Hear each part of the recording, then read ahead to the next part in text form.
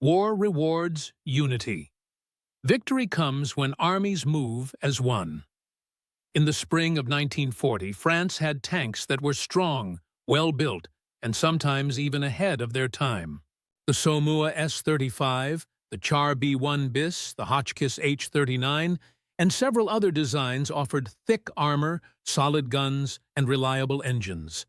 On paper, France had the tools to slow or even stop the German advance, but these tools were scattered across the map. They never concentrated at the right time.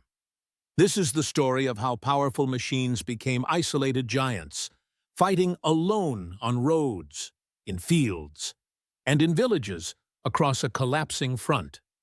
French tank design before the war followed a fragmented philosophy.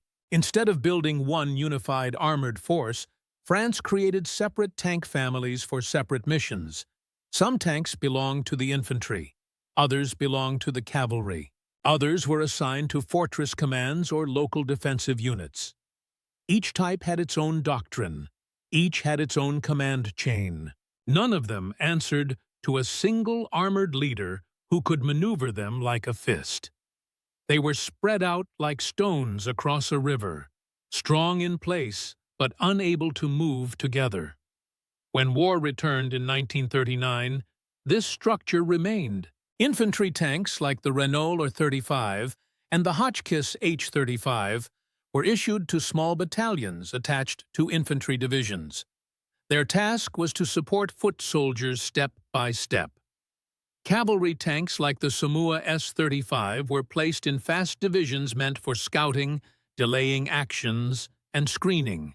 Heavy tanks like the Char B1 bis were placed in special divisions that were rarely deployed as a single concentrated force.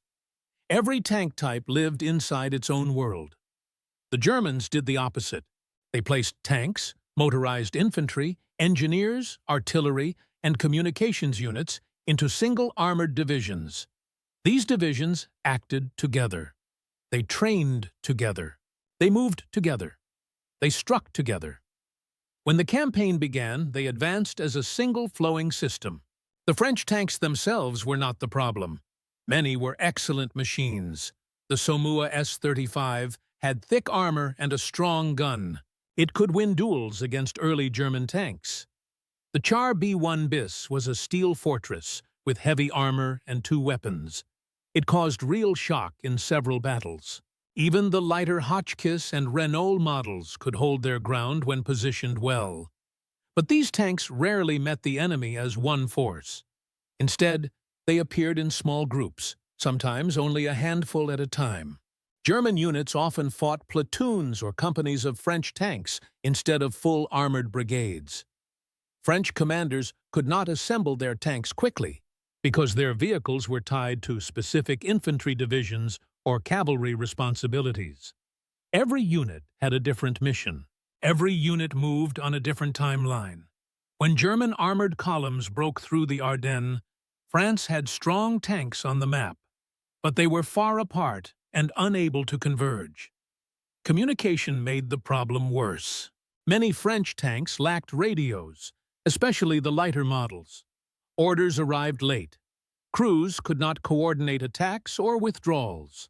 A single German radio-equipped company could maneuver around a French battalion that had to rely on hand signals or runners. Even tanks with strong armor could not survive if they were blind to the movements of nearby allies. Fuel and supply also contributed to the fragmentation. French logistics moved slowly. Columns became stuck behind civilian evacuation traffic. Fuel trucks struggled to reach frontline tank units.